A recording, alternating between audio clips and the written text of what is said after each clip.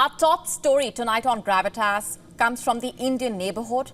At this point, Bangladesh seems to have become synonymous with turmoil. And its Hindu community is facing some of the darkest days ever. Reports of attacks against Hindus and harassment are emerging from the country almost on a daily basis. You see, since the ouster of former Prime Minister Sheikh Hasina, there has been a surge in attacks against minorities, particularly Hindus. We've been telling you about this. Yesterday, that's October 31, while Hindus worldwide celebrated Diwali, the festival of lights, by lighting diyas, protesters in Bangladesh lit torches and carried out a march. Their sole demand? Better treatment of minorities in the country. And what triggered the protest, you ask? A sedition charge filed against 19 individuals for allegedly disrespecting Bangladesh's national flag. The procession was led by the Bangladesh United Minority Alliance, which is calling for the withdrawal of the charges against these individuals, including Chinmoy Krishnadas Brahmachari, the Divisional Organizing Secretary of the International Society for Krishna Consciousness, ISKCON. Now, yesterday's rally came a day after the UN High Commissioner for Human Rights called for minority protection and a national process of truth and healing following protests that led to the ouster of former Prime Minister Sheikh Hasina in August. Remember, the protests that started as a student-led movement against public sector job quotas in July ended with the dramatic ouster of Sheikh Hasina.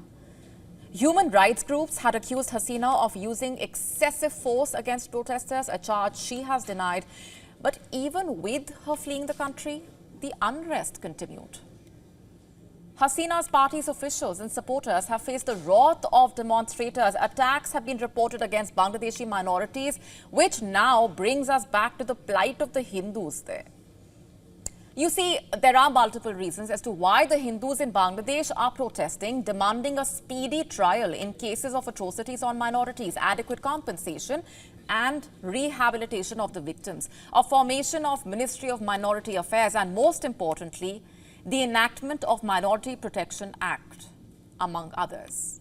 Above all, Hindus in Bangladesh are asserting their right to live, to practice their culture, to express their identity, and to demand the freedom to live in their own country without fear. That's a basic, right?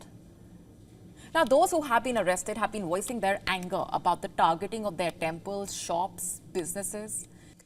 Reportedly, Brahmachari and the others have been accused of engaging in sedition by disrespecting the national flag with the intent to undermine the country's sovereignty and create unrest while aiming to destabilize the state by displaying a religious flag above the national flag.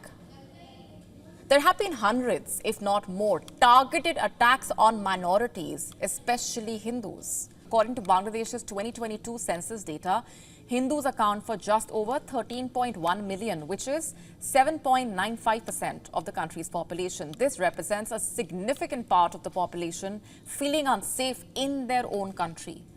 And even Indian Prime Minister Narendra Modi has urged Muhammad Yunus to ensure the safety of Hindus in Bangladesh.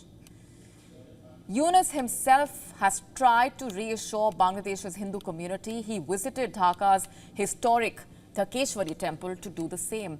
But the law and order situation in Bangladesh is far from normal, to say the least. Students are up against members of Bangladesh Ansar Bahini, a paramilitary force, to demand minority rights. The harassment continues unabated. When there isn't any direct attack, Hindus reportedly face threats and discrimination as fundamentalist organizations empowered by the political climate reportedly target the community through various tactics like social exclusion, smear campaigns. Reports saying that Hindus are being removed from government jobs allegedly, either through dismissal or forced resignations. Hindu teachers and professors, particularly in prominent universities, are allegedly being pressured to resign. They are also reportedly getting death threats. And this wave of pressure extends beyond educational institutions, by the way. Hindu cadets in the police force report the same experience. Can you believe that? Remember, we've also told you about the instances of vandalism targeting Hindu idols during Durga Puja in various parts of Bangladesh. Police were deployed to maintain order, but radical groups kept what should have been a festive atmosphere aggressively hostile. The question is, who is emboldening these fringe groups? Who is giving them support? Why are the radical groups allowed a free run from the looks of it? These are some uncomfortable but very important questions that the UNIS government must answer. Unfortunately, by the time the answers come, it may be too late. To stay up to speed with the latest news, download the WION app and subscribe to our YouTube channel.